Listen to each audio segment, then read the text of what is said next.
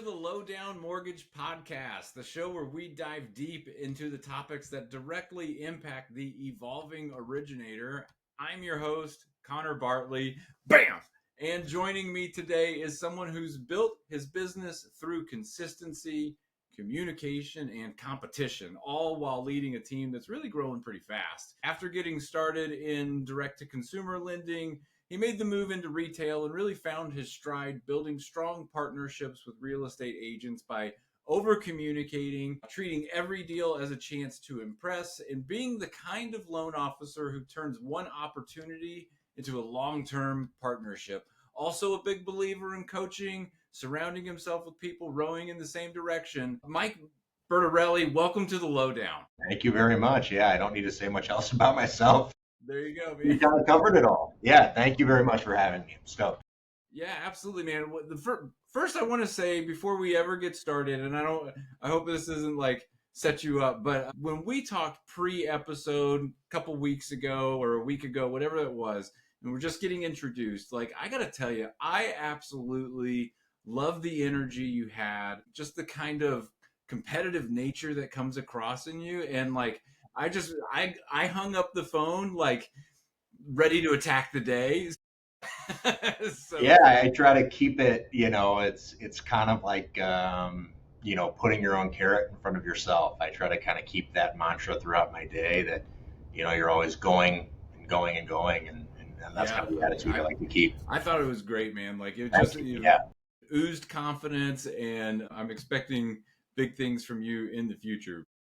Thanks. Listen, before we get too far down that path, like, I mentioned in the introduction, you got started in consumer direct model, you flipped over to retail. I see a lot of people try that. It doesn't always work out. Those are two very separate worlds. But how did that, D2C experience kind of shape the way you're doing business today? Yeah, I think it was really interesting. I mean, when I had started in direct to consumer, the joke kind of is like I didn't even know how to spell a mortgage. I didn't own a home. I was renting, and I think at the beginning I was living with my parents. I was that fresh out of college, and it shows you so many different. Looking back on it, it shows you so many. Like you don't know really what you're in. You're just kind of in it. You're doing it, and that's just your job. And you're not really able to reflect on, what have I really done here today or this year or these last few years until you're kind of out of it. Honestly, I didn't really know like the gravity of the things that I was kind of handling and embarking on at really such a young age. And on that a lot. I mean, I was handling a pipeline of sometimes upwards of 50 loans a month when I was like 28 years old and closing, I think back in 2021, which is the heyday, and everybody had their amazing years. I did like 150 million or something crazy. I mean, don't check the numbers. It was north of 120 million and 200 some odd transactions. But that's just like the world I lived in. That wasn't weird to me. The mission for us, and with such high level clients that were coming in, like we weren't buying our leads off of bank rate or anything like that. Like these were organic leads coming in through really meticulous advertising at a very high level. And it was just like talking to you and me. And it's not like, hey, we were buying the 500 credit scores that nobody could do. It was, every end of the spectrum. I mean, sure, we did those loans. We did 850 credit scores. We did $50,000 loans I did a $14 million loan.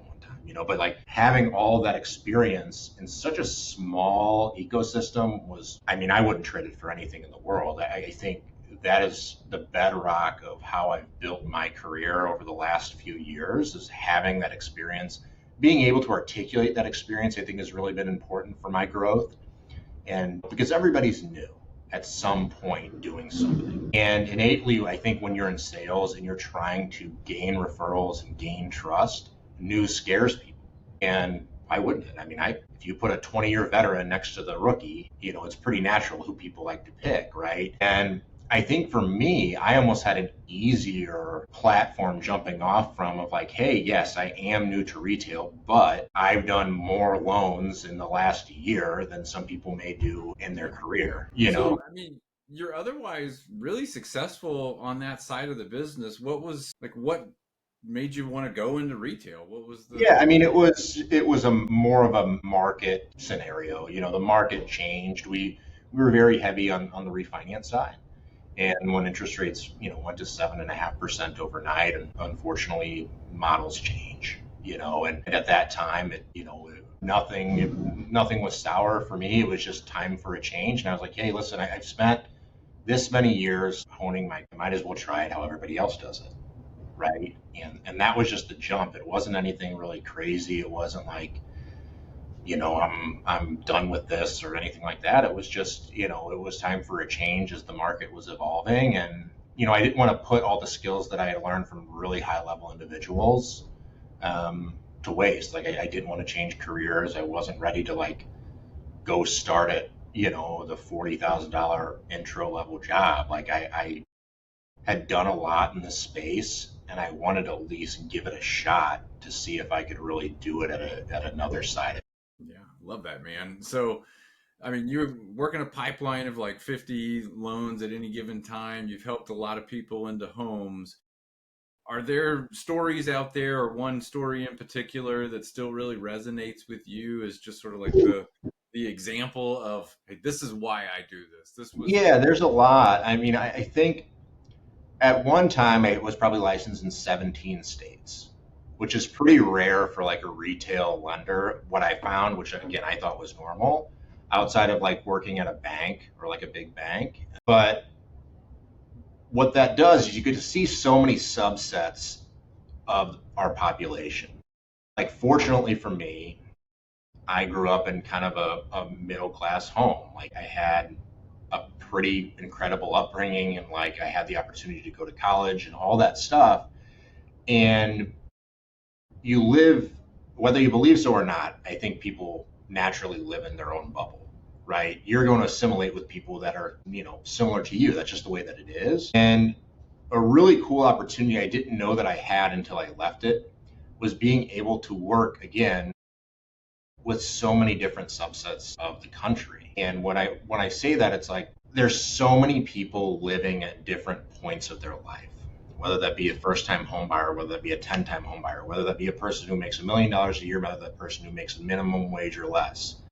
Like I said, a 500 credit score to an 800 credit score, somebody who can barely pay their bills or can pay their bills for 50 years and it's not going to bother them.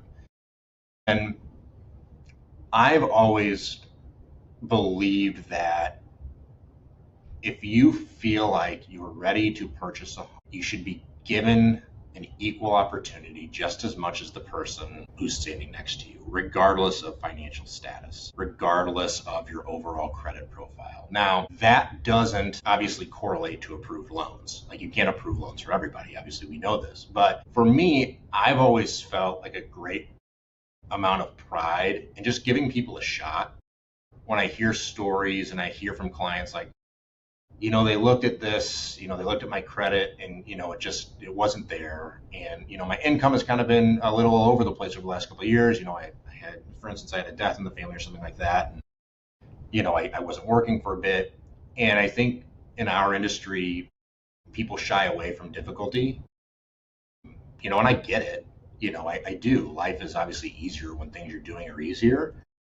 But I've really taken it to heart that I feel like I have a duty in my space with the level that I feel like I can bring to this position, that everybody should have the ability to work with high level people in whatever scenario that is. And so for me, one that really sticks out, and without wanting to violate any kind of like sure, credit law or anything like that, it was a very low credit score. They've been told no by countless lenders. And they had debt that was unattainable to pay. They were never going to pay it off. It's impossible.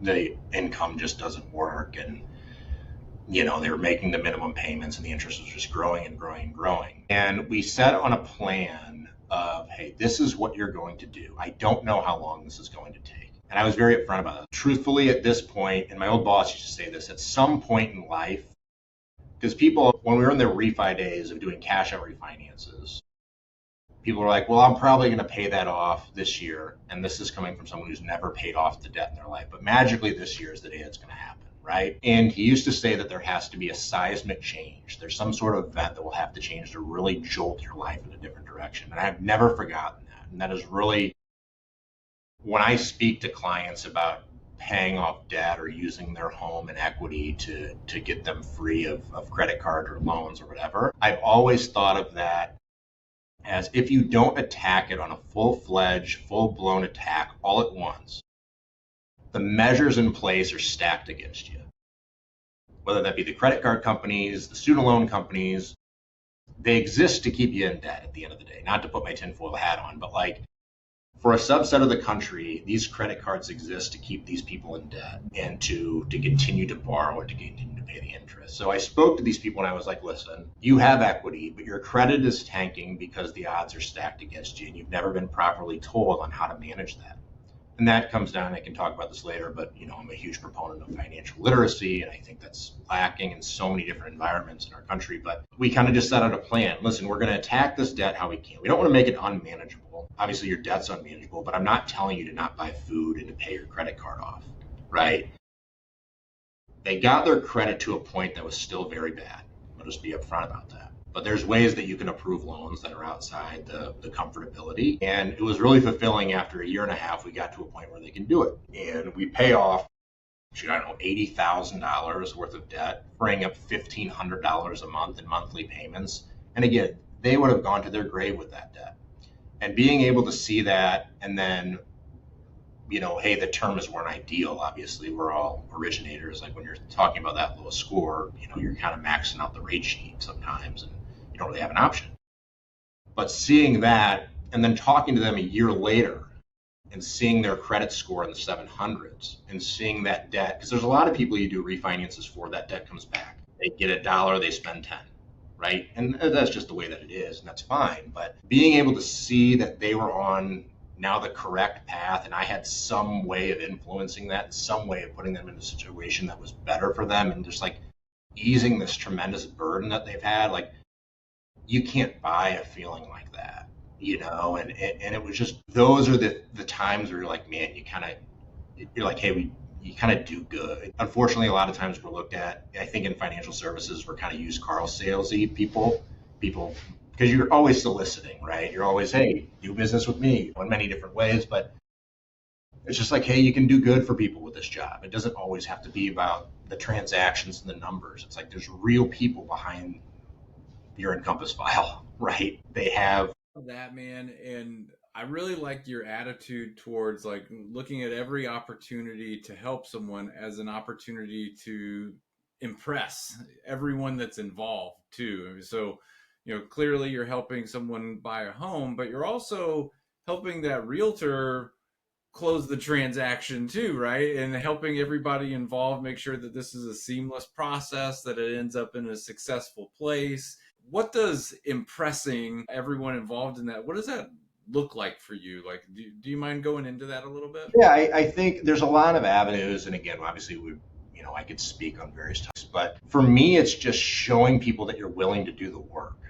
And throughout my time of having done all those transactions and being in the retail side for about 2.5 years now, it's surprising to me that sometimes can be far and few between. And I've always just had the outlook of like, people are paying a lot of money to do business with you. They're not buying a pair of shoes, right? Like, I was shot at a shoe salesman. I'm sure that's fulfilling in whatever way. My point is like, from what is the mantra, like, so much is given, so much is expected type of thing. And if they're going to pay my lender fees, or they're going to trust me to close on the home because they just had their second kid, they need to upgrade and be in the school district, there's objectively no reason in my mind that I cannot live and die on my process. And being able to adequately articulate what they're getting themselves into, explain it to all parties, listings, agents, buying agents, their grandmother if they call me.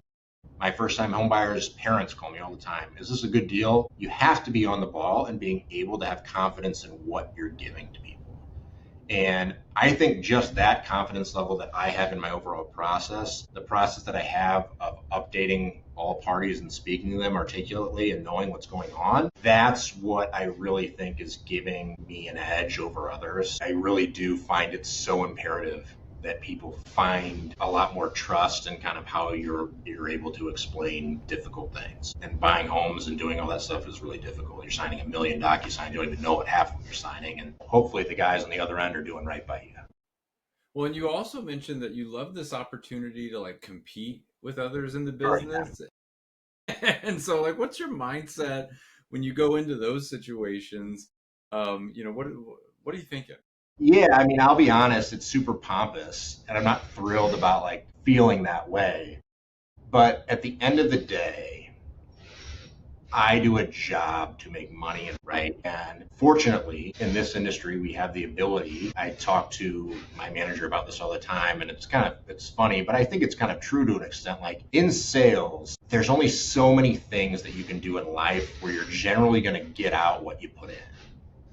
Not that we're professional athletes, but if you hit 300, you're probably going to get a pretty good contract at the end of the day. You're going to get paid. If you do more loans and you get more referral partners, you're probably going to end up reaping the benefits of that success. And so how do we do that? We have to get more at bats of showing people our skills. And that is the biggest challenge to me is I want to show everyone how good myself and specifically my team are at what we do. I want to show them how good we are at relieving headaches, how good we are at doing the difficult things that nobody wants to do and everybody said no to, and how good we are at the easy stuff. Like loans don't need to take 30, 45 days to close. They just don't. You just need people to care and do their jobs right. And so I look at it as I'm kind of like going into a sales battle every single time. And that every single time I'm talking to somebody, there's an opportunity that they're going to speak to somebody else about me. And I just live in that world. It's a horrifying world to live in. It's not thrilling. I'll tell you that. But it really puts me in a mindset of like, you better be ready every time. Yeah. These people expect you to be ready every time. So you got to be ready to go at 100%. So first of all, if you're delivering, there's nothing pompous about having that mindset, right? For sure. Like if you're backing it up, there's nothing, there's no ego involved. We try to back it up most of the time. Obviously, everybody has their missteps or whatever. But yeah, again, it's just, I live in the world that I am the absolute best at what I do. Yeah. Yeah. And that's a delirious world. And I understand there's people likely better than me. But if you don't feel like you're the best at what you're doing, what are you really doing? It doesn't really make a lot of sense, right? Like, right. That's what I think with any profession or anything you're doing. If you don't wholeheartedly believe, I'm not to get like Tony Robbins on you or anything, but like I truly believe that whenever I'm speaking to the client, they are talking with the best lender in the country. I wholeheartedly believe it. And if they talk to somebody at another company, that person, while they may be the best person in the world and I know them and I work with, I feel like I'm delivering better. I can give them a better experience. And I just believe that wholeheartedly. And I think that comes out in a way that isn't pompous, but in a confidence level that they can take and be like, hey, that guy's really got our back. Mm-hmm. And that's had the ability for me to multiply my at-bats really significantly. Well, that's the key, right? It's a big transaction. People are going to have to put their trust in you. If you can't conduct yourself with the confidence that gives them confidence in you, then they're one phone call away from finding someone else who will, right? And I say this to my team all the time. I was like, I pray I'm the second. Mm-hmm. And I say to other people that, I'm training and hopefully inspiring a little bit on my team. It's like, your goal is to make sure that they're not calling me on the second call, right? Or somebody like me or anything like that. Again, not that I'm the best in the world, but that's how we feel, is that you need to be able to bring the A game every single time because you're competing every time you're on the phone with your client or you're on a Zoom with a client or you're speaking with an agent, even if you're just asking them how the weather is. I live in this world where, and this, again, it's an insane world to live in. I get that to an extent, but they're looking at everything. And I think people naturally, when they're working with people, are looking for misses. A lot of times you see reviews, you see a lot of bad reviews, right? Like nobody ever writes good reviews. Like sometimes they do when we're like, doorexperience.com, please, please, please. But you see like a lot more bad reviews about restaurants. They love to say that. So I'm always living in the world of like, people are really easy to pick up on the bad stuff. So you better bring it. You better be on the ball. You better know your files. You better know your guidelines. And if you don't, that's okay. But better be able to have the systems in place to properly articulate, hey, this is how this goes in my world. And this is why it's been seamless with countless clients before you and how it will be countless clients after you. The highest producing agents in the country versus your aunt's cousin who got their license one time. Like, you better be able to have that skill set and people can pick up on it. Yeah.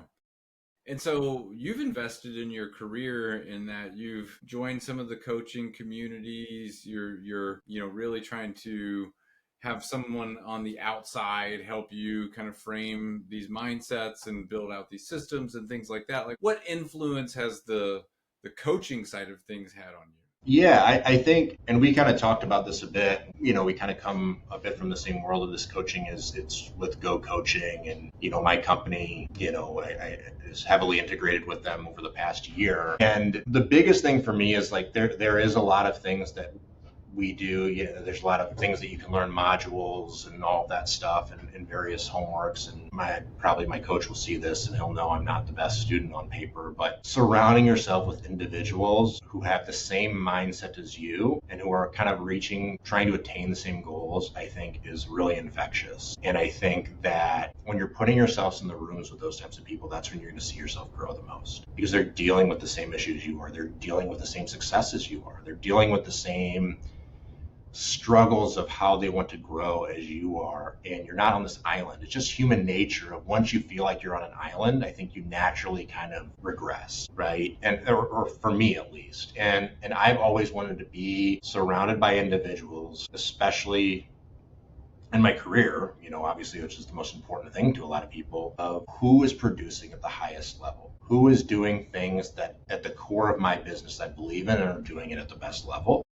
And through Go Coaching, I've been able to be in those rooms. I've been at the conferences, and seeing all of like-minded individuals like that has been, life-changing for me. There's the mindset that I have going into every single day, every situation, every call. It's just, to the biggest to the smallest situations throughout my day, I'm able to kind of pull different nuggets of things that I've learned. And it's just been an absolute game changer for me. I mean, it truly has. So then when you think about the future, let's say 3-5 years from now, what are you focused on to get you to where you want to go? I mean, are you skilling up in certain areas, or what do you think are going to be the essentials for a loan officer to continue growing and being successful? Yeah, I think it's a really important question. I talk to loan officers every day. I mean, we're always speaking to our peers and different people in the industry, and there's a lot of people and a lot of loan officers just like, hey, I had a great month. How do I have another one? Like, I just don't know. Well, like, so many people are like, hey, I walk into my office, I'm like, I don't even know what to do on my computer. Like, how do I get the next deal, or how do I plan, or what am I doing? Because at the end of the day, we're running our own business, right? And business comes from, money, right? You have to make money in order to grow your business.